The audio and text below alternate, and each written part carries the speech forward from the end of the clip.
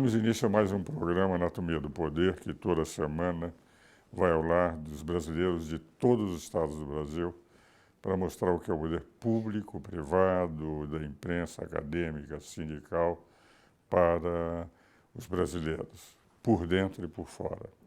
E aqui nós entrevistamos as pessoas, aqueles que exercem o poder. Hoje eu tenho o prazer de um velho e querido amigo, de estar pela primeira vez no nosso programa, que já tem mais de 5 anos de audiência todos os domingos, que é Thomas Korontai, que é presidente do Partido Federalista e candidato a presidente da República pelo seu partido. Então, nós vamos ouvir um pouco das propostas do Partido Federalista nessa conversa que temos. Sabe, Thomas, porque pertence ao mesmo grupo de pensar, nós temos um comum amigo que tem uma carta diária chamada Ponto Crítico em Porto Alegre, e nele tem um grupo que ele chama de Pensadores, do qual nós dois pertencemos há muitos anos. Com muita honra. E Thomas tem, através do Ponto Crítico, levado ao conhecimento das suas propostas. Sabe ele, porque tenho defendido nesse grupo de pensar, que eu sou um parlamentarista clássico. Eu diria que aos 82 anos, sendo parlamentarista desde os bancos acadêmicos, não tenho por que mudar. Até porque presidi de 1962 a 64 o Partido Libertador do velho Raul Pila, Mendes Sá, Armando Câmara, do Brito Velho, do Mangabeira, aqui em São Paulo. Quando, enfim, conseguimos estar em terceiro lugar entre os partidos em São Paulo. Só perdíamos em número de vereadores para o PSP e para o UDN. E ele tem suas propostas. É o que nós vamos ouvir aqui no nosso programa. Eu queria, Thomas, gostaria que você expusesse um pouco aos nossos telespectadores o que com o Partido Federalista e com a sua futura candidatura você pretende apresentar ao Brasil. Sim. Sendo primeiro uma honra estar aqui com o meu querido amigo. Desde 1993, né?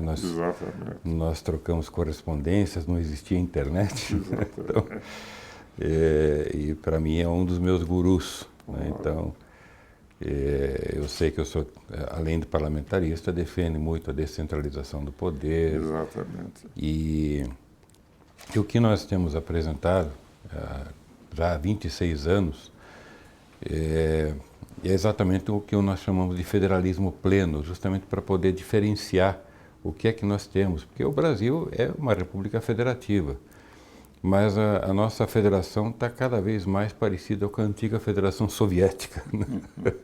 Muito concentrada, e realmente já há um progressivo reconhecimento por parte de autoridades políticos, enfim, intelectuais, inclusive lá no Ponto Crítico, né? E o que nós pretendemos dentro desse federalismo pleno é exatamente que o governo central fique com pouquíssimas atribuições, né? Não precisa esse monte de ministérios, autarquias, etc., e sim apenas cuidar da moeda, as Forças Armadas, o Supremo Tribunal Federal e as relações externas, com algumas secretarias normativas de interesse realmente federal. O resto é com estados e com cidades. E o problema não é só a descentralização, o problema é a estrutura do Estado brasileiro. Ela está engessada na atual Constituição, a Constituição de 88, que, segundo o IBPT, já produziu mais de 5 milhões de normas legislativas, entre todo tipo de norma, desde leis, decretos-leis, portarias, atos atos normativos, instruções normativas, enfim. Mas realmente é um cipoal ou talvez algum outro substantivo que não possa mais definir o que se possa significar isso.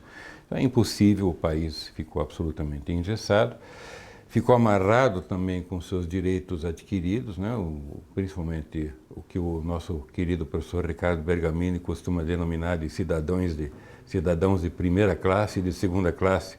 Os de primeira classe estão garantidos com a Constituição cidadã, que que é só cidadão para eles, né? E a nossa, os cidadãos de segunda classe realmente estão engessados no sentido de ter que pagar essa conta, sustentar essa casta que surgiu com a Constituição de 88. Então o problema é estrutural, inclusive é o título do meu próximo livro, é a estrutura otário. Agora, você não vê, Thomas, um dado, eu entendo a necessidade de descentralização, que as federações caracterizam por um poder descentralizativo. Mas se nós pegamos, você sabe que eu sou também da Academia Paulista de História, eu queria ser historiador, meu professor de História que me aconselhou a ser advogado. Gosto da advocacia, mas pertenço à Academia Paulista de História, já escrevi livro de História, e um dos aspectos que me impressiona é que nós temos 800 anos de centralização. Porque, na prática, quando Afonso Henriques proclama a independência portuguesa em 1140, depois de ganhar a Batalha de São Amédio, em 1128, em Guimarães, para poder enfrentar mouros e espanhóis, ele teve que ter um governo centralizado forte, enquanto toda a Europa tinha reis fracos e senhores feudais fortes, inclusive a Espanha, que até hoje é dividida em diversas regiões que se digladiam entre eles, ele manteve senhores feudais sob seu controle e, graças a essa unidade e centralização, Portugal conseguiu sobreviver, conquistar o Brasil. E se você analisar pelo Tratado de Tordesilhas, nós separamos o Brasil, a América, em uma América portuguesa e uma América espanhola. Graças à centralização portuguesa, nós tivemos um único país. A América espanhola, pela divisão típica que vinha da Idade Média, se pulverizou no mundo de países, num espaço geográfico mais ou menos semelhante. Sim. Pouco menor para Portugal, os bandeirantes alargaram as fronteiras. E se nós analisarmos já no Império, Primeira República, a República, nós sempre tivemos uma federação que foi criada pelo Rui Barbosa, que antes não havia no Império, e nessa federação centralizada. Então nós temos efetivamente uma federação mais formal, até porque a própria carga tributária, 60% vai para a União, 40% vai para estados e municípios, que representa uma dificuldade de você trabalhar com poucos recursos concentrados na União. Você acha que essa mentalidade de 800 anos, há possibilidade de mudança? Sim, claro. Vocês estão lutando por isso, não é? Claro que há possibilidade, especialmente quando o cidadão perceber que ele precisa ter, para ele ter as suas necessidades atendidas, ele precisa ter o recurso na cidade. O recurso recolhido na cidade tem que ficar na cidade. Não faz sentido enviar tanto dinheiro para Brasília se as pessoas não moram em Brasília. Então, esse é o princípio básico que a gente está espraiando pelo país, e as pessoas estão entendendo porque elas estão vivendo os problemas locais, os problemas de infraestrutura, os problemas de educação, os problemas de saúde, de segurança, de tudo, porque sem sangue, né, para poder circular o organismo local. E você vê o seguinte, uma centralização muito grande da federação em Brasília gera muita corrupção. Quer dizer, esse é o grande problema. Um dos grandes problemas da corrupção decorre da centralização. O grande problema da centralização é que ela, como dizia o Lord Acton, né, todo poder que é concentrado tende a concentrar mais e corrompe. Então, quanto mais se concentra... O poder corrompe sempre, o poder absoluto corrompe absolutamente. Absolutamente. Então, a única forma de nós eliminarmos a corrupção no Brasil, não totalmente, isso é utopia, mas drasticamente colocar um fim nessa corrupção é realmente eliminar a causa da corrupção. Não adianta nós criarmos mais estamentos burocráticos, mais legislação, mais isso, mais assado, para tentar corrigir o problema da corrupção, né? Seria a mesma coisa que nós estarmos podando as ervas daninhas. Então não dá, nós temos que reformar o jardim. Né? Não, e isso que você apresenta é uma realidade no Brasil. A concentração excessiva vai gerando uma multiplicação da burocracia. Exatamente. Eu disse em 1971, Vai se espalhando, né, pelos estados e 1991, municípios. para um artigo para o Estado, que a Federação Brasileira não cabe no PIB. Exatamente. Não cabe no PIB por essa razão.